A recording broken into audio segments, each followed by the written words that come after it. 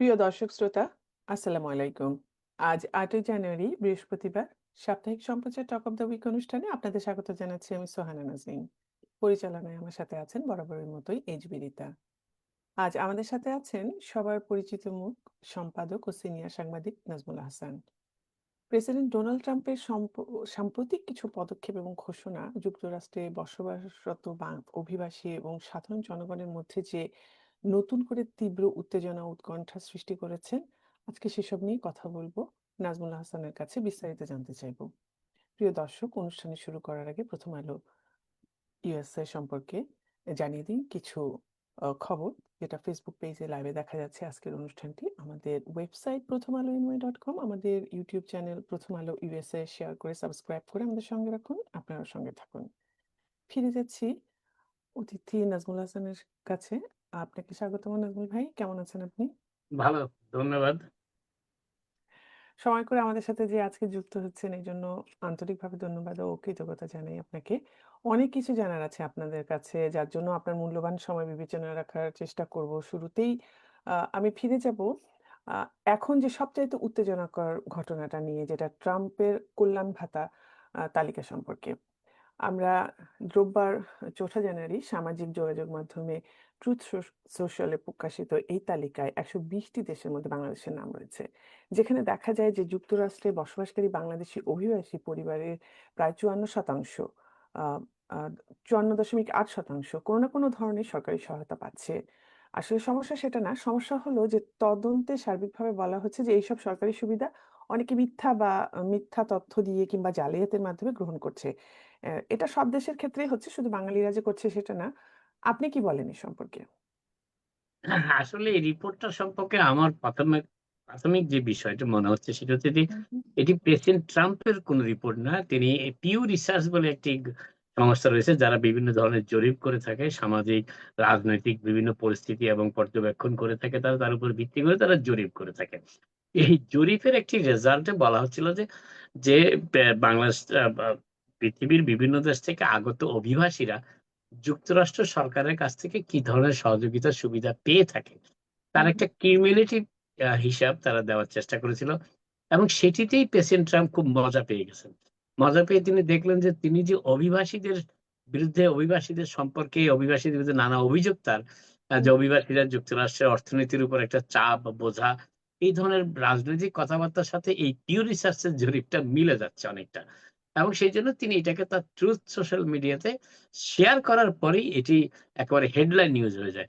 কিন্তু truth social media জরিপ করেছে এবং বিভিন্ন সংস্থা কোন সংস্থার কাছ থেকে এই তথ্য পেয়েছে, হিউম্যান রিসোর্সেস কিংবা যুক্তরাষ্ট্রের যে সমস্ত প্রতিষ্ঠানগুলো সেবা দিয়ে থাকে বিভিন্নভাবে, তাদের কাছ থেকে সেই বিষয়ে কোনো বিস্তারিত তথ্য নাই। তবে যদিও তথ্যের খাতিরে যদি আমরা বলি যে হুম, হুম। 54% যেটি বাংলাদেশের কথা বলা হয়েছে এবং এই সুবিধা যারা নিয়ে থাকেন হুম, হুম। তাদের বিভিন্ন বিষয়ে উল্লেখ করা হয়নি যদিও স্পষ্ট করে যে কোন খাতে কত টাকা।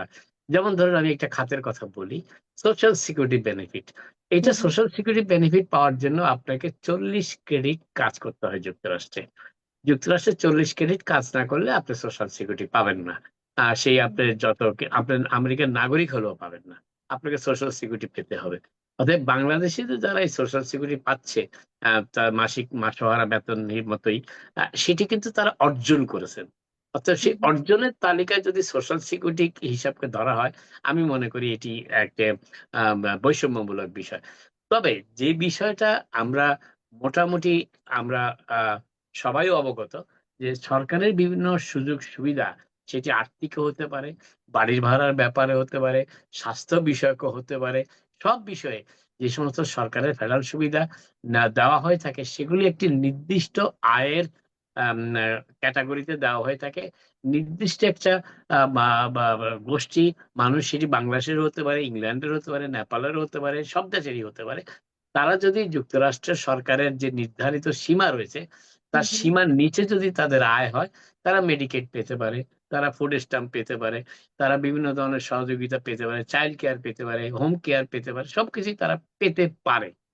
হুম, হুম। কিন্তু যে বিষয়টা এই তথ্যটি প্রকাশিত হবার পর যেটাকে আমি বলি ব্যাকল্যাশ, সেটি হচ্ছে যে আমাদের কমিউনিটিতে, আমি অন্য কমিউনিটির কথা এখন যাব না। আমাদের কমিউনিটিতে বিভিন্ন লোকের মধ্যে দেখা গিয়েছে যে তারা আহ সরকারের সুযোগ সুবিধা নিচ্ছে, হোম কেয়ার নিচ্ছে, কিন্তু রেস্টুরেন্টে বসে আড্ডা দিচ্ছে, অনুষ্ঠানে যাচ্ছে, আবার কেউ কেউ বিভিন্ন গ্রোসারি, বিভিন্ন স্টোরে ক্যাশে চাকরি করছে। এইটাকে বলা হয় সিস্টেম অ্যাবিউজ। এই সিস্টেম অ্যাবিউজটা দীর্ঘদিন ধরে যুক্তরাষ্ট্রে চলে আসছে। যেমন ধরেন বিভিন্ন সময় যুক্তরাষ্ট্রে যারা এসেছে এখানে, তাদের জন্য তারা অনেকেই হঠাৎ করে এই বিষয়টি খুব বেশ মুখরোচক আলোচনায় দাঁড়ায় কয়েক বছর আগে, যখন ঢাকার এম্বাসি গুলোতে দেখা যায় যে অনেকেরই বাবা মার জন্য আবেদনপত্র সংখ্যা অনেক বেড়ে গিয়েছে। কেন? হুম, তারা তখন এটি যাচাই বাছাই করার চেষ্টা করলো যে হঠাৎ করে এই এই আবেদনের পরিমাণটা এত বাড়লো কেন, এবং বেশ কয়েকটি শহর, বিশেষ করে নিউ ইয়র্ক। তখন তারা খোঁজ দিয়ে জানলো যে নিউ ইয়র্কে হোম কেয়ারে বাবা মারা, আগে যাদের বাবা মারা আসতেন নিউ ইয়র্কে, তারা কিন্তু হোম কেয়ারের বিষয়টি জানতেনও না, হোম কেয়ার তারা নিতেনও না। অতএব অনেক ক্ষেত্রে তারা তাদের সন্তান কিংবা সন্তানের স্ত্রী কিংবা পরিবারের সদস্যের কাছে অনেকটা বোঝা হিসেবে, কিন্তু যখনই হোম কেয়ার পাওয়া শুরু করলেন, তখনই তারা সম্পদে পরিণত হলেন, তাদের আনা শুরু হলো। এবং এই থেকেই অ্যাবিউজটা শুরু হলো। কিভাবে অ্যাবিউজটা শুরু হলো? সেটি হচ্ছে যে হোম কেয়ার প্রোভাইড মূলত করা হইতো, কারণ হোম কেয়ারের দুর্নীতির বেশিটা এসেছে, এরপরে মেডিকেড এসেছে, এরপরে স্বাস্থ্য সেবার ব্যাপারে এসেছে, আরো কিছু কিছু ব্যাপারে। আমি একটু ধারণা দেওয়ার চেষ্টা করি আগে। যেমন হোম কেয়ারের ব্যাপারে অনেকেরই বাবা মা কাজ করে আসছেন, তারা তাদের হোম কেয়ার হয়তো বা প্রয়োজন, কিন্তু দেখা যাচ্ছে যে তাদের হোম কেয়ারের জন্য তাদের যে যোগ্যতার মাপকাঠি, সেখানে অনেক রকম কম্প্রোমাইজ করা হচ্ছে। কিরকম কম্প্রোমাইজ? তারা হয়তো সম্পূর্ণ সুস্থ আছেন, কিন্তু যেদিন তাদের যাচাই বাছাই করে সেদিন তারা হঠাৎ অসুস্থ হয়ে যান, কিংবা অসুস্থ হওয়ার ভান করেন, এবং পরবর্তীতে তারা বা স্বাস্থ্য সেবা নিতে থাকেন, অর্থ পেয়ে থাকে। তার সন্তানরা যেহেতু যদি এটি আপনার কি বলে সিডিপ্যাপ হয়, তারা সেটি পেয়ে থাকেন। সিডিপ্যাপ না হলে অন্যভাবে অন্যদের মাধ্যমে সেটা নিয়ে নিজেরা সেই অর্থগুলো অর্জন করে থাকেন একটা পার্সেন্টেজ। অর্থাৎ এই বিষয়গুলো হঠাৎ করে আমাদের কমিউনিটিতে নতুন ভাবে আলোচিত হতে থাকে। যাদের যদি হোম কেয়ার, আরেকটা বিষয় হচ্ছে যে এটি ট্যাক্স ফ্রি, এবং এই আয়টি আপনার বাৎসরিক আয় হিসাবে দেখাতেও হয় না, ট্যাক্স প্রদান করতে হয় না। অতএব সেই বিষয়টা নিয়ে কমিউনিটিতে এক ধরনের, কারণ যারা ট্যাক্স পে করেন, যেমন অনেকেই হয়তো $50,000 বেতন চাকরি করেন, দেখা যাচ্ছে তার বেতন, তার ট্যাক্স হচ্ছে প্রায় 30, 15,000, 12,000, 10,000। তার সন্তানও নাই যে তিনি চাইল্ড কেয়ার পাবেন, চাইল্ডের ইয়ে সুবিধা পাবেন। অতএব তিনি কিন্তু $10,000, 12,000, $15,000 প্রতি বছর ট্যাক্স দিচ্ছেন। আর তার চাইতে অনেক বেশি ইনকাম করে, কিন্তু মিথ্যা তথ্য দিয়ে তারা হোম কেয়ার নিচ্ছেন, মেডিকেল সুবিধা নিচ্ছেন। তখন কিন্তু এক ধরনের সামাজিক বৈষম্যের কারণে ক্ষোভ, প্রতিবাদ, প্রতিহিংসার চর্চা শুরু হয়, এবং এই ক্ষেত্রেই আমাদের কমিউনিটিতে সেই কাজটি হয়েছে। আরেকটি বিষয় যেটি বলার চেষ্টা করছিলাম, সেটি প্রেসিডেন্ট ট্রাম্প বরাবরই বলে আসছিলেন যে, যদিও কখনোই আমরা হিসাবটা কোনো প্রশাসনের পক্ষ থেকে পাইনি, যে ইমিগ্রেন্ট কমিউনিটি যুক্তরাষ্ট্রে, যেমন আমাদের অনেকে আছে বাংলাদেশিদের অনেকেই বিপুল পরিমাণ অর্থ উপার্জন করেন এবং প্রতি বছর বিপুল পরিমাণ ট্যাক্সও প্রদান করেন, তারাও আছেন। কিন্তু আমি হুম, অনেককে জানি যারা বছরে কয়েক $100,000 ট্যাক্সই দিয়ে থাকেন, কিন্তু তাদের যে ভূমিকাটি যুক্তরাষ্ট্রের অর্থনীতিতে, সেটি কিন্তু সেভাবে আলোচিত হয় না। আলোচিত হয় কাদের গুলো? যারা জালিয়াতির আশ্রয় নিয়ে, যারা বিভিন্ন মিথ্যা তথ্য দিয়ে এই হোম হুম, কেয়ার, হুম, মেডিকেড এবং বিভিন্ন ধরনের সরকারি সুবিধা নিয়ে থাকেন। এই বিষয়গুলো আলোচিত হচ্ছে। এবং এই ক্ষেত্রে যে বিষয়টি, এমন আরেকটা কথা বলি, যে একজন ইমিগ্রেন্ট সব সময় কিন্তু এই দেশে বিভিন্ন ধরনের নজরদারিতে থাকেন। এটা আমরা মানি, নাই মানি, স্বীকার করি, নাই স্বীকার করি, বিভিন্ন ধরনের নজরদারিতে থাকেন। তার সাফল্যের চাইতে তার কোন ধরনের ব্যর্থতা অনেকের কাছে, বিশেষ করে যুক্তরাষ্ট্রের বর্তমান রাজনৈতিক পরিস্থিতিতে রক্ষণশীল মিডিয়ার কাছে, সেটি অনেকটা বড় ব্যাপার হয়ে দাঁড়ায়। হুম, হুম, এবং যেমন ধরুন, একজনের জালিয়াতির খবর যত বড় করে প্রচার করা হয়, কিন্তু একজন সফল ইমিগ্রেন্টের তথ্য কিন্তু সেইভাবে প্রকাশ করা হয় না, যাতে অন্যান্য সম্প্রদায়ের লোকজন, মূলধারার আমেরিকান রাজনীতিবিদরা বুঝতে পারেন যে না, এই কমিউনিটি থেকে শুধু সরকারি বেনিফিটই নেওয়া হয় না, এই কমিউনিটি থেকে সরকারকে সহায়তা করা হয় থাকে, ট্যাক্স প্রদান করা হয়ে থাকে। আমরা মাত্র কয়েকজন মানুষের এই বিভিন্ন ধরনের জালিয়াতির আশ্রয়ের কারণে আমরা আজকে অনেকের নজরে চলে এসেছি, যেটি আমাদের জন্য কোনোভাবেই মঙ্গলজনক কিছু নয়। আরেকটা বিষয় বলে রাখি, সেটা হচ্ছে আপনারা অনেকেই হয়তো ইদানিং জানেন, যে বিষয়টা অত্যন্ত গুরুত্বপূর্ণ, যেই কারণে ভিসা ব্যান থেকে আরম্ভ করে, ট্যুরিস্ট ভিসা থেকে আরম্ভ করে, ফ্যামিলি ভিসা থেকে আরম্ভ করে, এমনকি সন্তান হওয়ার জন্য যাদেরকে বলা হতো যে বার্থ রাইট সিটিজেনশিপ অর্জন করার জন্য যারা এই দেশে চলে আসতেন দিন হুম হুম কয়েকের জন্য, মাস কয়েকের জন্য, এবং এই দেশের হসপিটালগুলোর উপর একটা বোঝা হয়ে দাঁড়াতেন, সেটি হসপিটাল কর্মীগুলো যখন মেডিকেট থেকে তাদের অর্থ পাওয়ার ব্যাপারটি, তারা তো নিজেরাই এই খরচটি দেয় না, তাদেরকে সরকার এই খরচটি দিয়ে থাকেন। কোনো অভিবাসী কিংবা অন্য কেউ যদি কোনো বিল পরিশোধ না করে, সেটি সরকারের পক্ষ থেকে মেডিকেটের তহবিল থেকে সেটি প্রদান করা হয়ে থাকে হসপিটালগুলোতে, যদিও খুবই কম প্রদান করা হয়ে থাকে। অনেক ক্ষেত্রে যারা আবেদন করেন তার 40% প্রদান করে না, এমন অভিযোগ হসপিটালগুলো থেকে দীর্ঘদিন ধরে করে আসছে। কিন্তু মানব সেবার অংশ হিসেবে তারা এই সেবাটি দিয়ে আসছিলেন। এখন দেখা যাচ্ছে কি, বাংলাদেশের ধনী লোকেরা যুক্তরাষ্ট্রে ভিজিট ভিসা নিয়ে সন্তান জন্ম দেওয়ার জন্য এখানে চলে আসতেন এবং মিথ্যা তথ্য দিয়ে হাসপাতালগুলিতে যেতেন, হুম সন্তান মেডিকেয়ার নিয়ে তারা সন্তান জন্ম দিয়ে সন্তানের নাগরিকত্বের প্রমাণ সহ পাসপোর্টটা নিয়ে তারা দেশে চলে যেতেন। এই ধরনের এই ব্যবস্থাটি শুধু বাংলাদেশি কমিটি নয়, আরো বেশ কয়েকটি কমিটিতে হয়েছে। এই সবগুলো তথ্য, এই জালিয়াতি বলেন, সরকারের সিস্টেম অ্যাবিউজ বলেন, এই সব তথ্যগুলো এতদিন ফেডারেল সরকার বিভিন্নভাবে সংগ্রহ করেছে, এবং এই সংগ্রহ পরে তারা দেখেছে যে বিভিন্ন দেশ থেকে যারা ভিসা নিয়ে যুক্তরাষ্ট্রে অস্থায়ীভাবে বেড়াতে আসে কিংবা লেখাপড়া করতে আসে, তারা হুম যুক্তরাষ্ট্রের এই উদারনৈতিক ব্যবস্থাকে কিভাবে অ্যাবিউজ করতেছে, এবং তার পরিপ্রেক্ষিতে তারা ব্যবস্থা গ্রহণ করতে শুরু করেছে। তার কিছু লক্ষণ হচ্ছে ভিসা কড়াকড়ি, যেটা হুম হুম। 54 দেয়। হ্যাঁ, আমি এই ব্যাপারগুলোতে আসবো নাজমুল ভাই, আপনার সাথে এই ব্যাপারটা নিয়ে আমি কথা বলবো। আসলে আমেরিকার সার্বিক পরিস্থিতিগুলো নিয়ে কিন্তু আপনার সাথে আজকে আমার কথা বলার কথা। তো আপনি যেটা বলেছেন একদম ঠিক, মানে এই পভার্টি লেভেলের নিচে যারা, সরকার তাদেরকে সাহায্য প্রদানের জন্যই কিন্তু এই বেনিফিট সিস্টেমটা, কিন্তু সেটার ভিতরেও অ্যাবিউজ আছে। প্রত্যেকটা সিস্টেমের ভিতরে আমি মনে করি অ্যাবিউজ থাকে, এবং এটা বেশ কয়েক বছর ধরে জনপ্রিয় হওয়ার পরে কিন্তু এটা তারা গভীরে গভীরে তদন্ত করে, যার জন্য আজকের এই ফলাফল। তো আমরা যেটা জানি যে এর মধ্যে new York, California, Colorado, Illinois, Minnesota, এই রাজ্যগুলোতে $10 বিলিয়ন চাইল্ড কেয়ার তহবিল আম, স্থগিত করা হয়েছে।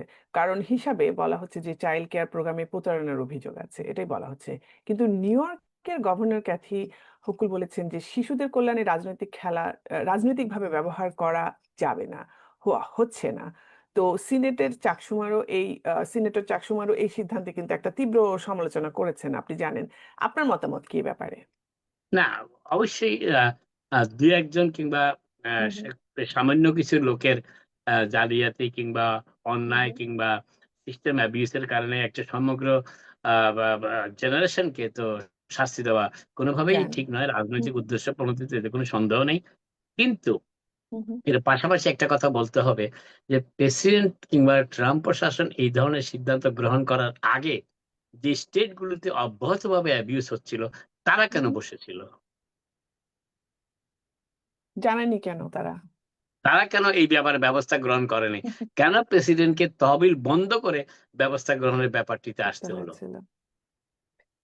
এই জন্য কি গত নভেম্বর মাসে স্ট্যাম্প ইস্যু করা বন্ধ ছিল? হ্যাঁ, এই জন্য কিছুদিনের জন্য বন্ধ রেখেছিল তারা, এবং তবে পুরো এই ওয়েলফেয়ার সিস্টেমটা, যেটাকে আমরা হুম বলে হুম থাকি হুম হুম যুক্তরাষ্ট্রে, যদিও ওয়েলফেয়ার সিস্টেম কেউ বলতে চায় না, কিন্তু এটা হুম আসলে হুম। একটা ওয়েলফেয়ার সিস্টেম। ওয়েলফেয়ার এটা সিস্টেম। একটা এটা একটা সমাজতান্ত্রিক ব্যবস্থা, এই হুম হুম সিস্টেমটি আছে। সেটি হচ্ছে যে এই ওয়েলফেয়ার সিস্টেমের এতটাই অ্যাবিউজ হয়েছে, হুম হুম। এতটা হয়েছে যে এই বিষয়টি আহ, আহ, যদিও আমেরিকানদেরও অনেকেই সিস্টেমটা অ্যাবিউজ করে থাকে। আমেরিকানরা যারা মেডিকেল নিয়ে থাকে, তারা যে একেবারে দোয়া তুলসীর পাতা তাও না, না, এটা কিন্তু একদমই না। আমি আমি না, যেটা দেখেছি কিন্তু বাঙালির আমি পরিমাণ যে খুবই কথাটা কম। বলার চেষ্টা করছি, আমি যে হুম হুম কথাটা বলার চেষ্টা করছি, তারা দোয়া তুলসীর পাতা না। তাদের হুম তো একটা এক্সট্রা অ্যাডভান্টেজ আছে, তারা আমেরিকার মাটিতে জন্ম নেওয়া, তাদের এই দেশে অ্যাবিউজ করুক আর ইউজ করুক, হুম সেটা হুম তাদের। কিন্তু যারা বাইরে থেকে আসে, হুম হুম তাদের যে কোনো বিষয়কে অত্যন্ত বড় করে দেখা হয়। সেই বিষয়টা ঠেকানোর জন্য আমাদের তো নিজেদেরই সতর্ক হওয়া উচিত। হুম হুম হুম। না, আপনার এখানে একটা গুড পয়েন্ট আছে যে ভালো কাজগুলোকে বেশি করা হচ্ছে না, আলোকপাত করা হচ্ছে না, কিন্তু ছোটখাটো অন্যায়গুলো, অপরাধগুলো, যেটা আপনি কিন্তু বলেছেন, যেটা ভালো কথা, যে বাঙালি আর কজন এটা সিস্টেম অ্যাবিউজ করছে। তার থেকে কিন্তু এদেশের অন্য অভিবাসীরা, অন্য যারা কালোরা, সাদারা, তারাও কিন্তু সমানে ইয়ে করছে, তথ্য লুকাচ্ছে, যার ফলে এখনকার গভর্নমেন্ট বলছে যে তোমরা 30 ঘন্টা কাজ করো এখানে, ওয়ার্ক রিকোয়ারমেন্ট যেটা যেটা বিভিন্ন দেওয়ার ধরনের মাধ্যমে। না, যে কথাটা সবচেয়ে গুরুত্বপূর্ণ সেটা হুম, আমার হুম। কাছে মনে হয় যে একজনের অন্যায়কে ১০ জনের হুম, ভালো কাজ দিয়ে ঢাকা খুব মুশকিল। মুশকিল। বিশেষ করে বর্তমানে যে অভিবাসী বিরোধী মিডিয়া হুম, যুক্তরাষ্ট্রে সক্রিয়, হুম, হুম। তাদের তাদের তাদের বিরুদ্ধে লড়াই করার জন্য একজনের অপবাদ কে ঢাকার জন্য ১০ জনের ভালো কাজ যথেষ্ট নয়। এটা একটা চমৎকার কথা বলেছেন। এবার আসি তাহলে যে নিউ ইয়র্ক সিটির ব্যাপারটা নিয়ে যে যেখানে প্রায় ১,২৩,০০০ শিশু বর্তমানে এই প্রোগ্রামের উপর নির্ভরশীল স্ন্যাপ বেনিফিট এবং মেডিকেইড, পাবলিক অ্যাসিস্ট্যান্স যাই বলেন না কেন। এই তহবিল স্থগিত হলে অনেক পরিবারের শিশুদের স্কুলে যাওয়া বা চাইল্ড কেয়ার যেটাকে বলে সেই চাইল্ড কেয়ার কেন্দ্রে যাওয়াটা খুব কঠিন হয়ে পড়বে। তো এর জন্য কি মার্কিন স্বাস্থ্য ও মানব সেবা বিভাগ তহবিল পুনরায় ব্যবহারের কোনো সিদ্ধান্ত নেওয়ার জন্য না, তবে প্রস্তুত আছে? আসল কথা যেটা আমি শুনেছি হু, হু, দিন কয়েক আগে ক্যাথি হোকুল বলেছেন যদি ফেডারেল সরকার অর্থ নাও দেয়, হু, হু। তিনি চেষ্টা করবেন নিউ ইয়র্কের স্টেটের বাজেটের অন্য কোনখান থেকে অর্থ টেনে এনে এই প্রকল্পগুলোকে যাতে সক্রিয় রাখা যায়। এটি তিনি বুঝতে পেরেছি। কথা দিয়েছেন। আচ্ছা। তবে এটাও ঠিক নিউ ইয়র্ক সিটিতে বেশ কিছু বাজেটের বিষয় রয়েছে হু, যেগুলোতে হু, সংকুচিত করা হলে সাময়িকভাবে তেমন কোনো অসুবিধায় পড়তে হবে না। কিন্তু তাতে এই জনগোষ্ঠী যারা এই সাহায্য সহযোগিতার উপর নির্ভরশীল হু, তারা হু। আপাতত বেঁচে যেতে পারে। আমরা আশাবাদী এ ব্যাপারে। আচ্ছা, নাজমুল হাসান ভাই এবার একটু চলে যাই একটু ভিন্ন জায়গায় যে মিনেসোটার যে টুইন সিটিজ এ যেই ঘটনাটা ঘটেছে ২,০০০ ফেডারেল এজেন্ট মোতায়েন করা হয়েছে। কারণ হিসাবে দেখাচ্ছে যে জালিয়াতি রোধের জন্য এই ডিপোর্টেশনটা। অনুমান করা হচ্ছে যে মিনেসোটার বিভিন্ন সামাজিক কর্মসূচি থেকে প্রায় $৯ বিলিয়ন জালিয়াতি করা হয়ে থাকতে পারে। অভিযোগ এটা উঠেছে যে ভিন্ন, ভিন্ন স্টেট থেকে আসা জালিয়াতি চক্রের সদস্যরা এখানে এসে ফিডিং আওয়ার ফিউচার এর মতো শিশু পুষ্টি, আবাসন এবং মেডিকেড কর্মসূচির অর্থ হাতিয়ে নিচ্ছে।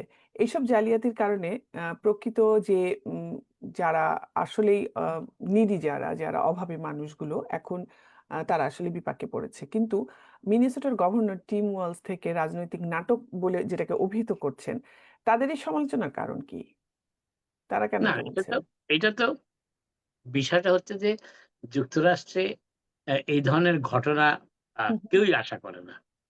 এবং আরেকটি বিষয় যেটি আমি বলার চেষ্টা করছি সেটা হচ্ছে যে আ আ ডেমোক্রেটিক প্রশাসন এখন একটা বিষয়ে খুব সোচ্চার সেটি হচ্ছে হু, যে হু, যুক্তরাষ্ট্রের বিভিন্ন এলাকায় শান্তি শৃঙ্খলা বজায় রাখতে আইস ব্যবহারের বিরুদ্ধে তারা বেশ প্রতিবাদ মুখর। হু, হু, কিন্তু এই সমস্যাটা তো অন্যভাবেও দেখতে হবে। সেটা হচ্ছে আইসকে এখানে নিয়ে আসার সুযোগটা করে দিল কে?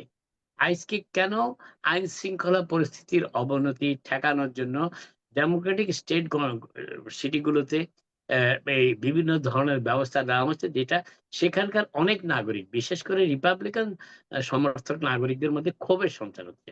হু, এখন হু, প্রেসিডেন্ট ট্রাম্প তো সেই সুযোগ নিবেনই। তিনি তো সেই সুযোগ নেবেন।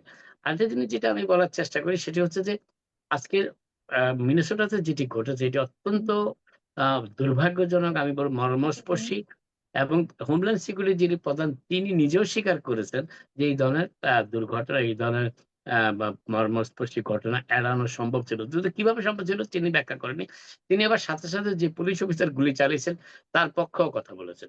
কিন্তু বিষয়টা মূলত দাঁড়াচ্ছে সেটি হচ্ছে যে হু, হু, আমেরিকাতে ল এনফোর্সমেন্ট আইন প্রয়োগকারী সংস্থার মধ্যে এমন একটি ধারণার জন্ম দেওয়া হয়েছে যে যুক্তরাষ্ট্রে অভিবাসী হিসাবে যারা এসেছে হু, হু। এদের বেশিরভাগই কোনো না কোনো অপরাধের সাথে সম্পৃক্ত অপরাধের সাথে যুক্ত। এবং এই হু, হু। ধারণাটাকে বিচ্ছিন্ন করা কিংবা এই ধারণাটাকে আমি বলব কবর দেওয়ার জন্য যে মিডিয়ার যে শক্তিটি দরকার সেটি যুক্তরাষ্ট্রে অনুপস্থিত। খুবই ভালো কথা বলেছেন। আসলেও যে অপরাধীদের মানে অভিবাসীদের সমস্যা ধরা হয় যে ওরা জীবনযাপনের জন্য অপরাধের পথটাই বোধহয় সহজে বেছে নিচ্ছে। আচ্ছা, তাহলে আমি যে ট্রাম্প প্রশাসনের এখন সম্প্রতি এবং সবচাইতে বিতর্কিত যে ভিসা বন্ড নীতি যেটা উনি বলেছেন এবং এটা নিয়ে বাঙালি কমিটির মধ্যে বিশাল একটা ত্রাসের সৃষ্টি হয়েছে। এই নীতিতে তো ব্যাপক সম্প্রসারণ ঘোষণা করেছেন উনি। এর মধ্যে বাংলাদেশ সহ মোট ৩৮ টি দেশ অন্তর্ভুক্ত রয়েছে। এবং এই ভিসা বন্ড নীতি সম্পর্কে আপনার কাছ থেকে কিছু জানতে চাই নাজমুল ভাই। না, ভিসা বন্ডের ব্যাপারটা খুব যৌক্তিক একটা ব্যাপার হু, যুক্তরাষ্ট্রের হু, দিক থেকে দেখতে হলে। তারা যুক্তরাষ্ট্রে যারা ভিজিট ভিসা নিয়ে আসে কিংবা হু, হু। B1, B2 ভিসা নিয়ে মূলত যারা আসে, তাদের বেশিরভাগই দেশে ফিরে যেতে চায় ছেড়ে না। যায় না। হু, হু, হু। ফিরে যেতে চায় না কিংবা যায় না। এই হুম, জিনিসটি এতদিন এদের হিসাবের আওতায় তেমন ভাবে ছিল না। হুম, কিন্তু হুম, গত কয়েক বছর ধরে তারা I-94 ডিপার্চার রেকর্ড গুলোকে ডিজিটাইজ করার চেষ্টা করেছে। তো ডিজিটাইজ করতে গিয়ে তারা যেটি দেখেছে যে হুম, হুম, অনেকের I-94 ইস্যু হয়েছে ইন করার সময়, এক্সিট করার সময় কোনো I-94 নেই। তার মানে ধরে নেওয়া হচ্ছে এই লোকগুলি যুক্তরাষ্ট্রে রয়ে গিয়েছে। এবং এই হুম, প্রবণতা থেকে ঠেকানোর জন্য তারা বিভিন্ন ধরনের ব্যবস্থা গ্রহণ করছে। তার মধ্যে একটি হচ্ছে যে ট্র্যাকিং করে ধরা মাত্রই তাদেরকে ফেরত পাঠানোর ব্যবস্থা দ্রুত। হুম, তারপরে তাদেরকে নোটিশ পাঠানো। যেই কাজগুলো এই ডিজিটাইজ পদ্ধতিতে অনেক সহজ হয়ে গিয়েছে। যেটি আগে ছিল না। ১০ বছর আগেও কেউ হুম, যদি হুম, I-94 ইস্যু করে আমেরিকায় ঢুকে পড়তো, যাওয়ার সময় তার I-94 টা চাওয়াও হতো না। সে এটার কোনো বাধ্যবাধকতাও ছিল না। যদিও গত আ খুব সম্ভবত ১লা জানুয়ারি খুব সম্ভবত আমার যদি মনে করতে পারি, যুক্তরাষ্ট্রের ইতিহাসে ১ম হুম, হুম, এক্সিট কন্ট্রোল সিস্টেম চালু করা হয়েছে। অর্থাৎ আপনি যুক্তরাষ্ট্র থেকে বের হওয়ার সময় হুম, হুম, আপনাকে আগে কাস্টমস এন্ড বর্ডার পেট্রোল এর কাছে হাজিরা দিতে হবে আপনি এয়ারলাইনস এর কাছে যাওয়ার আগে। বর্ডার পেট্রোল যদি আপনাকে ক্লিয়ারেন্স দেয়, তাহলেই আপনি এয়ারলাইনে বোর্ডিং করতে পারবেন। আপনার কাছে বোর্ডিং পাস থাকুক বা না থাকুক এটা তেমন ম্যাটার করে না।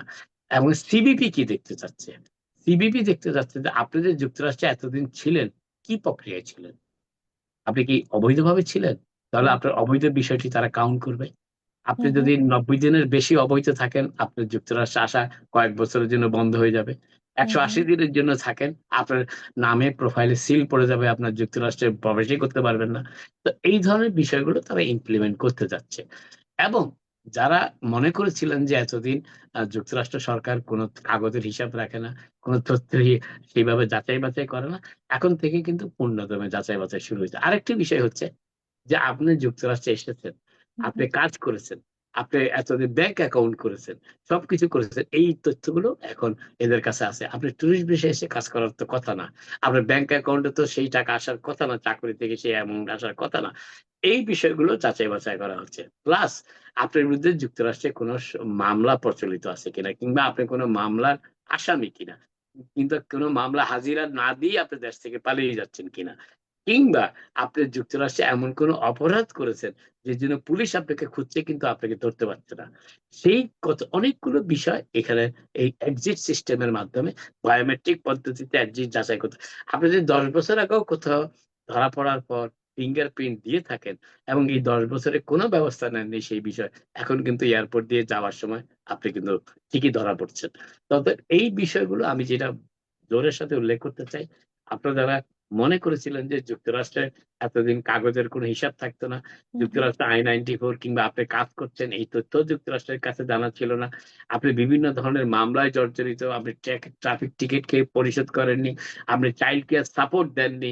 চাইল্ড কেয়ার সাপোর্ট না দেওয়ার ফাঁকি দিতে আপনি দেশ ছেড়ে চলে যাচ্ছেন। এই ধরনের নানা অভিযোগের একটা তালিকা সিবিপি অফিসারদের কাছে রয়েছে। তার কোন একটিতেই যদি আপনি আটকা পড়েন, আপনার পক্ষে আমেরিকা ত্যাগ করা মুশকিল। এবং সেই কারণেই যেহেতু বাংলাদেশীদের B1, B2 ভিসার অ্যাবিউজ টা একটা সার্টেন লেভেলের উপরে চলে পরে গিয়েছে। চলে গেছিল অতএব তার। সেই জন্যই তারা এই ভিসা বন্ডটা দিয়েছে। হুম, তবে হুম, ভিসা বন্ডটা ম্যান্ডেটরি না কিন্তু। আবারও বলি। হুম, হুম, ভিসা বন্ডটা হচ্ছে যেই ভিসা অফিসার আপনাকে ভিসা দেবেন, হুম, হুম, তিনি যদি মনে করেন যে আপনি গত ১০ বছরে ৭ বার যুক্তরাষ্ট্রে এসেছেন, কোনদিনই ৩ মাসের বেশি ২ মাসের বেশি ছিলেন না। ব্যবসায়িক কাজে এসেছেন, ঘুরতে এসেছেন, ফ্যামিলি নিয়ে হুম, চলে হুম। গিয়েছেন। বাংলাদেশে আপনার বিশাল কোম্পানি আছে। আপনার কাছে বন্ড নাও চাইতে পারে। নাও চাইতে পারে। কিংবা আর তার বন্ড সম্পত্তির পরিমাণ। আরেকটু শেষ করি। সেটা হুম, হুম, হচ্ছে বন্ড নাও চাইতে পারে। হুম, হুম, আরেকটি বিষয় হচ্ছে সেটি হচ্ছে যে এই বিষয়টা আমরা অনেকেই ভুলে যাই। যারা B1, B2 ভিসায় আসে যুক্তরাষ্ট্রতেই আসে। হুম, হুম, অনেকেই এতদিন মনে করতেন যে তাদের ৫ বছর মেয়াদি ভিসা আছে। ৫ বছর তারা যুক্তরাষ্ট্রে মিনিমাম থাকতে পারবেন। সেটি কোনভাবেই সত্য তথ্য নয়। আপনি যখন যুক্তরাষ্ট্র এয়ারপোর্ট দিয়ে কিংবা হুম, হুম, ল্যান্ড পোর্ট দিয়ে কিংবা সি পোর্ট দিয়ে যুক্তরাষ্ট্রে প্রবেশ করবেন, তখন CBP officer customs and border petrol আপনার I-94 এ যেই সময়টুকু নির্ধারণ করে দিবে যে এতদিন আপনি থাকতে পারবেন, সেটি বেশিরভাগ ক্ষেত্রে দেখা যায় তারা ৯০ দিন সময় দিয়ে থাকে। বেশিরভাগ ক্ষেত্রে আমি বলি দিয়ে থাকে। আর বেশিও তারা দিয়ে থাকে। কিন্তু ৯০ এর ভিতরে যদি আপনি ৯১ দিনও যান, you are out of status. আপনি আপনি কিন্তু রিস্ক নিচ্ছেন। আপনাকে ৮৫ থেকে ৯০ আমি বলব ৮৫ থেকে ৮৮ দিনের ভিতরেই আপনাকে যুক্তরাষ্ট্র থেকে বহির্গামী বিমানে উঠে যেতে হবে। এই বিষয়গুলো এখন তারা বেশ কড়াকড়ি আরোপ করছে। এবং এই বিষয়টায় আরেকটা কথা বলি, ভিসার বন্ডের পরিমাণ বলা হচ্ছে 5 থেকে 15,000। সেটিও ভিসা অফিসার নির্ধারণ করবেন। ভিসা অফিসার যখন আপনাকে ভিসা দেওয়ার ব্যাপারে নিশ্চিত হবেন, হুম তখনই হুম তিনি আপনাকে জানাবেন যে আপনাকে বন্ড আদৌ দিতে হবে কিনা, কত দিতে হবে, 5,000, 10,000, হুম 15,000, এই হুম সব হুম। কিছু তার সিদ্ধান্তের উপর নির্ভর করে। এখন আরেকটি গুরুত্বপূর্ণ তথ্য, B1 B2 ভিসায় যারা যুক্তরাষ্ট্রে আসবেন, তারা মাত্র 3টি বিমানবন্দর দিয়ে যুক্তরাষ্ট্রে প্রবেশ করতে পারবেন। একটি সেটাই। হচ্ছে নিউ ইয়র্কের জেএফকে এয়ারপোর্ট, হুম আরেকটি হচ্ছে ওয়াশিংটনের ডালাস এয়ারপোর্ট, আরেকটি হচ্ছে বস্টনের লোগান ইন্টারন্যাশনাল এয়ারপোর্ট। অর্থাৎ মধ্য আমেরিকা কিংবা ক্যালিফোর্নিয়া, ওয়েস্টার্ন আমেরিকা অন্য কোনো বিমানবন্দর দিয়ে, আর এমনকি সিয়াটল দিয়েও আপনি যুক্তরাষ্ট্রে প্রবেশ করতে পারবেন না। সাপোজ আপনি জাপান থেকে B1 B2 ভিসায় বাংলাদেশি পাসপোর্ট নিয়ে আমেরিকায় ঢুকছেন, আপনি কিন্তু সিয়াটল দিয়ে ঢুকতে পারবেন না, লস অ্যাঞ্জেলেস দিয়ে ঢুকতে পারবেন না। আপনাকে লোগান, ওয়াশিংটনের ডালাস কিংবা নিউ ইয়র্কের জেএফকে দিয়ে প্রবেশ করতে হবে। তার মানে ওরা এই ব্যাপারটাকে লিমিটেড করে দিল আরো আরো হ্যাঁ, যাতে মনিটর এটার করা যায়। এটার হুম কারণটা হুম হচ্ছে আরেকটা। আপনি যখন ভিসা বন্ডের আওতায় আসবেন, হুম হুম। আপনার একটা তালিকা এই 3টি বিমানবন্দরে পাঠানো হয় যে পাঠানো হয়। এই ব্যক্তিকে ভিসা দেওয়া হয়েছে B1 B2, এবং এত টাকা বন্ড তাকে ধার্য করা হয়েছে, এবং এই 3টি বিমানবন্দর দিয়ে তাকে যুক্তরাষ্ট্রে প্রবেশ করতে হবে। যেই মুহূর্তে আপনি 3টি বন্দর না দিয়ে অন্য বিমানবন্দরে প্রবেশ করবেন, হুম হুম। আপনার বন্ডের অর্থ কিন্তু বাজেয়াপ্ত করে দিতে পারে তারা। আচ্ছা। এমনকি আপনাকে এন্ট্রি নাও দিতে পারে, নাও এবং দিতে আপনি পারে। দুটোই হারালেন, যুক্তরাষ্ট্রেও প্রবেশ করতে পারলেন না, বন্ডের বন্ডের টাকাটা, অর্থটাও হারালেন। আমার মনে হয় বন্ডের টাকাটা আমি কোথাও একটা নিউজে পড়লাম যে বন্ডের টাকাটা তার আর্থিক অবস্থার উপরে এবং ভিসার ধরনের উপরে নির্ভর করে অনেক সময় দিবে। এবং আমি যে কথাটা জানতাম না যে এটা ম্যান্ডেটরি না, সেটা আপনি খোলসা করলেন। এটা একটা ভালো ইনফরমেশন, আশা করি। এটা ভিসা অফিসার উপর নির্ভর করে। ভিসা আহ, অফিসের তিনি উপর যদি আছে। তিনি যদি মনে করেন হুম যে হুম এই ভিসাধারী ব্যক্তিকে বন্ড দেওয়ার প্রয়োজন নেই, কারণ তিনি যুক্তরাষ্ট্রে নিয়মিতই আসা যাওয়া করেন এবং কখনো ভিসা ভায়োলেশন করেননি, এটি হুম হুম। তার একক বিবেচনা। আচ্ছা, যদি তার পূর্ববর্তী রেকর্ড ভালো থাকে, যেটা আসলে সত্যি কথা বলতে কি রেকর্ড আমাদের ভালো কি মন্দ সেটার বিচার করবে সেই ভিসা অফিসার। সেই ভিসা অফিসার। এক্স্যাক্টলি। না, আমি বিগত 25 বছরে অনেককেই দেখেছি যে কোনোভাবে যদি তারা কেউ, অনেকেরই মন মানসিকতা এরকম যে আমরা যদি ট্যুরিস্ট ভিসা নিয়ে ঢুকে পড়তে পারি তারপরে আর বের হব না। যার জন্য ট্যুরিস্ট ভিসাদের আগে যে সুবিধাগুলো ছিল, আপনার এটা 9/11-এর আগে যে সুবিধাগুলো ছিল, যে তারা এসে কিন্তু গাড়ি রেন্ট করতে পারতো, তারা ব্যাংক কার্ড ক্রেডিট কার্ডের জন্য অ্যাপ্লাই করতে পারতো, তারা ব্যাংক ওপেন করতে পারতো, সেগুলো আস্তে আস্তে কঠোর হতে শুরু করলো। এবার আরো কঠোর হবে, হয়তো বা তারা করবে। তো এখন আপনার কি মনে হয় যে যুক্তরাষ্ট্রের এই ভিসা বন্ড নীতি বাংলাদেশি সহ বহু দেশের নাগরিকদের ভিসা প্রতিক্রিয়ায় মানে এটা কি একটা আর্থিক চাপ প্রয়োগ করবে না? কাকে, কার উপরে? এই মানে যে কোনো মানুষের যারা ভিসা নেওয়ার জন্য দাঁড়াবে সেটা তো সেটা। সেটা তো আমেরিকার দেখার বিষয় না। হুম। আমেরিকা তো তার জনগণের নিরাপত্তার বিষয়টি তার কাছে আগে মুখ্য। বড় করে দেখে, সেটাই। আর এখন নাজমুল ভাই, আমি চলে যাচ্ছি শেষ প্রশ্ন, আমার অনুষ্ঠান প্রায় শেষের দিকে চলে আসছে। তো যে ব্যাপারটা এখন মানে গতকাল ঘটেছে যে মিনিয়াপোলিসে অভিবাসন দমনের উদ্দেশ্যে পরিচালিত একটা অভিযানে, যেখানে আইস কর্মকর্তা 37 বছর বয়সী এক নারীকে তার গাড়ির ভেতরে গুলি করে হত্যা করেছে, অনেকেই দেখেছেন ইতিমধ্যে। হোমল্যান্ড সিকিউরিটিতে সেই হোমল্যান্ড সিকিউরিটি যে বিভাগ, সেখানে বলা হয়েছে যে অভিযান চলাকালে আইস এজেন্টরা দাঙ্গাকারীদের কবলে পড়লে ওই নারী তার গাড়ি দিয়ে কর্মকর্তাদের উপর হামলার চেষ্টা করে, যার জন্য তারা আত্মরক্ষার চেষ্টা করেছিলেন এবং হামলার চেষ্টা আসলে তারা করেননি, এটা তাদের দাবি। তো এই ধরনের মর্মান্তিক ঘটনা কি ক্ষমতার অপব্যবহার বলে মনে হচ্ছে না, নাকি মানে একজন সরাসরি হত্যার কি শামিল হচ্ছে না ব্যাপারটা? কি মনে হয়? এটা দুই দিকে দেখা যায়। আমরা হুম যদি হুম অভিবাসী সম্প্রদায়ের মানুষ হিসেবে দেখি, এটা অবশ্যই হত্যাকাণ্ডের শামিল, হুম এতে হুম কোনো সন্দেহ নাই। কিন্তু আরেকটি বিষয় আপনাদের লক্ষ্য রাখতে হবে, মনে রাখতে হবে আমাদের, যে এই আইস অপারেশন অভিযান যখন শুরু হয়, হুম তখন হুম আইসের বিরুদ্ধে বিভিন্ন শহরে প্রতিবাদ সমাবেশ আমরা লক্ষ্য করেছি, দেখেছি। নিউ ইয়র্ক সিটি তো, চায়না টাউনে আইসের লোকদেরকে ঘিরে ফেলে নানা ধরনের হুম হুম উৎসাহ কিংবা গালিগালাজও করা হয়েছে। ওকে। এর পরবর্তীতে প্রেসিডেন্ট ট্রাম্প নির্দেশ দিলেন যে আইসের কর্মকর্তারা তাদের নিরাপত্তার কারণে যখনই নিরাপত্তার সমস্যা মনে করবে তারা নিজেরা, হুম হুম তখনই তারা চূড়ান্ত ব্যবস্থা গুলি চালাতে পারবে। একটা দেশের প্রেসিডেন্ট তার দেশের আইন শৃঙ্খলা পরিস্থিতি, বিশেষ করে আইস, এবং যে আইস হচ্ছে তার অত্যন্ত প্রিয় বাহিনীর লোকদের একজন, তাদেরকে তিনি নির্দেশ দিয়েছেন। এবং এক্ষেত্রে অন্যান্য অভিবাসী কিংবা যারা বিক্ষোভ করেছেন তাদের সমাধানটা কি, তাদের কি করণীয়, এটি আমাদের এখন ভাবা দরকার। আইস যখন অপারেশন চালায়, আপনি আইসের বিরুদ্ধে সামান্যতম, সেটা অঙ্গভঙ্গির মাধ্যমেই হোক, চোখের মাধ্যমেই হোক, কথার মাধ্যমেই হোক, আইস অফিসার যদি মনে করেন যে আপনি তাকে গালমন্দ করেছেন সামনাসামনি, কিংবা চোখে ভ্রুকুটি কেটেছেন, কিংবা এটাকে সে মনে করতে পারে আপনি সে মনেই করতে পারে যে আপনার হাতে বন্দুক আছে, কিংবা আপনার আগ্নেয়াস্ত্র আছে, কিংবা আপনি তাকে একটা বোতল ছুঁড়ে মারতে পারেন। এই বিষয়গুলোকে আমাদের সকলেরই, আমরা যারা বিক্ষোভে যাই, আমরা যারা প্রতিবাদ করি, এই বিষয়গুলো এখন আমেরিকার পরিবর্তিত পরিস্থিতিতে আমাদের মনে রাখা উচিত। এই এই জন্যই কথাটা বললাম যে আপনারা চায়না টাউনের কিছুদিন আগে, কয়েক মাস আগে আপনাদের বিক্ষোভটা দেখেছিলেন আইস অপারেশন, সেখানে মাত্র ৩-৪ জন আইস অফিসার ছিল, ৪-৫ জন হয়তো বা বড় জোর, তাদের বিক্ষোভ করেছিল, তাদের বিরুদ্ধে কত ৫০-৬০ জন, ৭০ জন, রাইট? এখন সেই সমাবেশেও যদি গুলি চালানো হতো, একই কথা আজকে প্রেসিডেন্ট ট্রাম্প, তার প্রশাসন একই উত্তর দিত। অতএব কিভাবে আপনি রক্ষা করবেন, সেটা হচ্ছে নিজের উপর। আমি মনে করি যখন দেশে এই ধরনের পরিস্থিতি থাকে, তখন সকলকেই সতর্কভাবে অবস্থান নেওয়া উচিত। কেন নেওয়া উচিত? যেমন ধরেন আইস অপারেশন চালাচ্ছে, সেখানে আপনার কোনো করণীয়, আপনাকে তো আইস জিজ্ঞেস করছে না, তো আপনি সেখানে দাঁড়িয়ে ছবি তুলছেন কেন? আপনি সেখানে তার দিকে ক্যামেরা তাক করছেন কেন? আপনি তার দিকে স্লোগান দিচ্ছেন কেন? আইসের অনুপস্থিতিতে আপনি স্লোগান দেন। আপনি আইস যদি অপারেশন শেষ হবার পর আপনি অন্য কোনো জায়গায় প্রতিবাদ সমাবেশ করেন যেখানে আইস নাই। কিন্তু আইসকে যখন নির্দেশ দেওয়া হয়েছে সে গুলি চালাতে পারবে তার নিরাপত্তার জন্য, তখন কি করবেন আপনি? হ্যাঁ, কিন্তু আমরা নাজমুল ভাই, যেটা আমরা ভিডিও ফুটেজে দেখেছি যে তার নারীর হাতে কিন্তু কোনো অস্ত্র ছিল না, না, এবং তার আমি হাত। না, তার হাতে অস্ত্র ছিল না, এটা তো আমরা পরে প্রমাণ দেখলাম। হুম হুম কিন্তু যে অফিসার গুলি করেছে সে যদি বলে যে আমি মনে করেছি তার কাছে অস্ত্র আছে, তা আপনি কিভাবে প্রমাণ করবেন তখন? তার তো ১ সেকেন্ডের ভিতরে ডিসিশন নিতে হচ্ছে। কিন্তু ফুটেজ দেখে মনে হচ্ছে যে ওই নারী তৎক্ষণাৎ হয়তো জায়গাটা ছেড়ে ওই বের নারী হয়ে যে যাওয়ার কাজটা চেষ্টা করতে পারে। আমি ফুটেজে যেটা দেখেছি, হুম সেই হুম নারী দ্রুত সেখান থেকে চলে যাওয়ার চেষ্টা চলে করছে। যাওয়ার চেষ্টা করেছেন। দ্রুত সেখান থেকে। এখন এইটা আইস ইন্টারপ্রিট করতেছে একভাবে, যারা এই এই এই হত্যাকাণ্ডের বিরোধিতা করতেছে তারা হুম হুম ইন্টারপ্রিট করতেছে একভাবে, এফবিআই ইন্টারপ্রিট করতেছে একভাবে, ট্রাম্প প্রশাসন ইন্টারপ্রিট করতেছে একভাবে।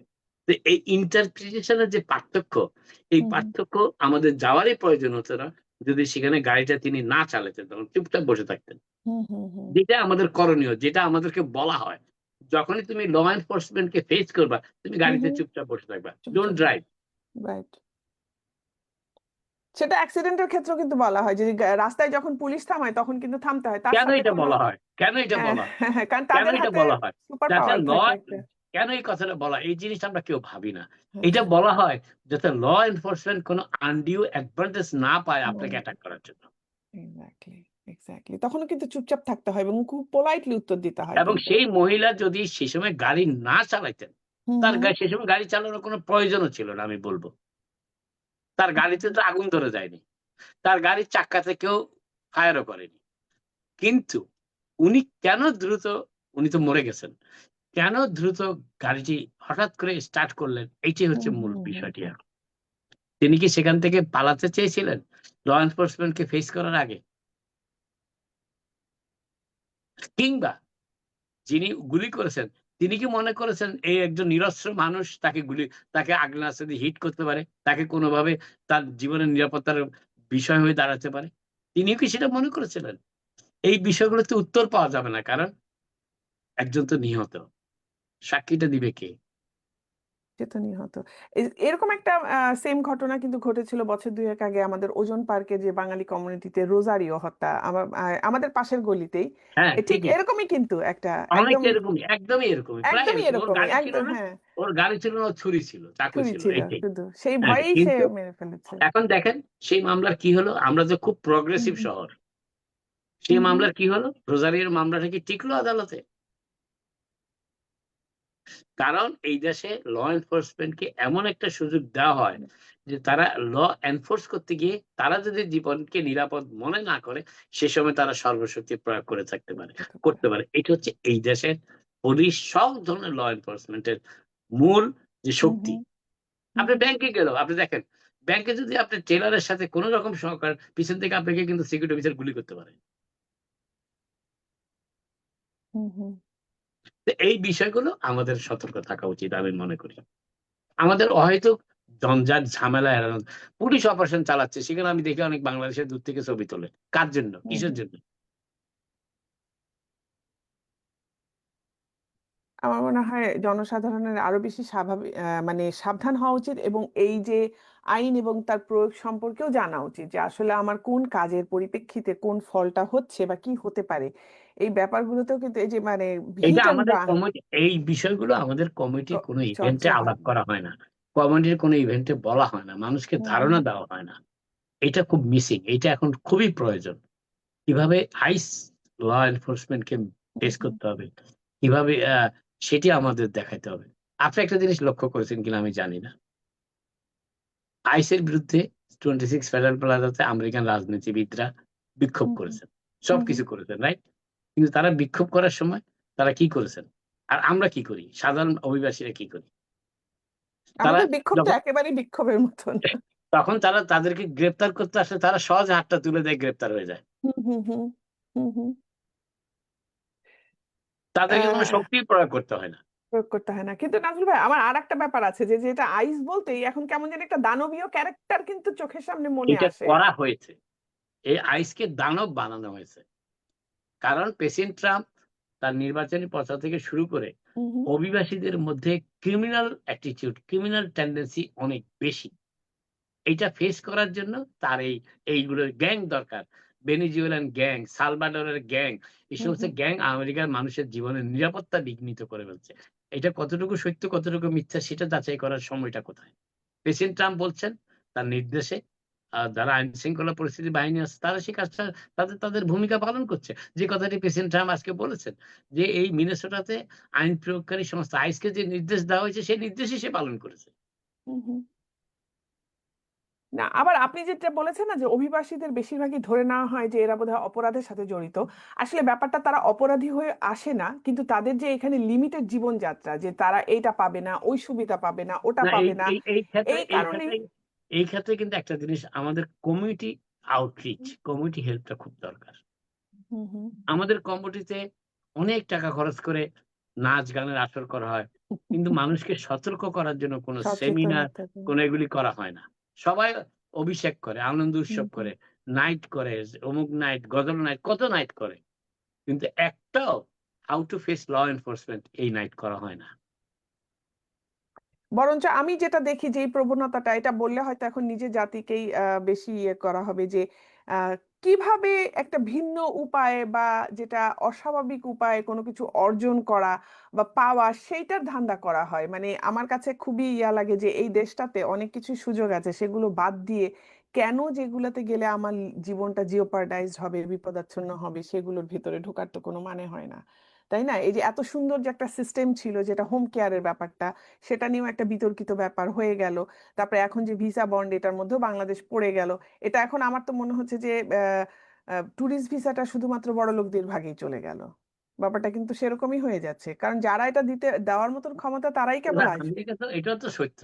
হুম, হুম। আমেরিকার টুরিস্ট হিসেবে আসতে হলে কিছুটা বড়লোক হইতে হয়। দরিদ্র লোকের তো আমেরিকা এসে তো সুযোগ নাই তো কিছু। চলতে পারবে না, এটা ঠিক।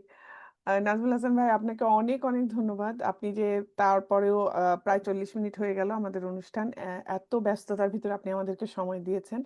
আমার মনে হয় যে আপনি যেটা বললেন না যে সামাজিকভাবে সচেতনতা বাড়াতে হবে এবং তার জন্য অনুষ্ঠান করতে হবে, তার জন্য মানুষজনকে ডাকতে হবে, তাদেরকে বোঝাতে হবে, দরকার হলে কানের ভিতরে তাদের এই শব্দগুলো পৌঁছাতে হবে। তো আপনাকে আবার ডাকবো, আপনি আবারও কথা বলবেন, আসবেন। দর্শকদের আবারও বলছি যে আমাদের অনুষ্ঠানটি লাইক দিয়ে শেয়ার করে সঙ্গে থাকুন, সঙ্গে রাখুন, আমরা অনুপ্রাণিত হব। আসছে বৃহস্পতিবার রাত ৯টায় আবারও দেখা হবে টক অফ দ্য উইক অনুষ্ঠানে। নাজমুল হাসান ভাই, আপনি ভালো থাকবেন, আপনাকে শুভরাত্রি। দেখা হবে ধন্যবাদ। আবার। Thank you.